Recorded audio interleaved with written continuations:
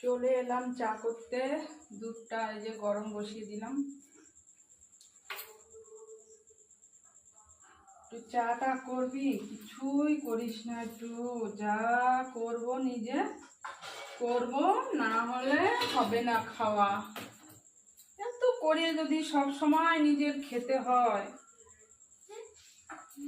কি বলবো, কিচ্ছু একটু পাওয়ার কপাল নেই আমার, কোনো কিছুই পাওয়ার কপাল নেই।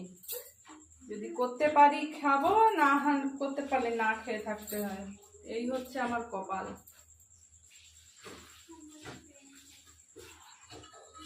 কবে সেই দুধ এনে রেখেছি, একদিন একটু খেলাম, তো ভাবলাম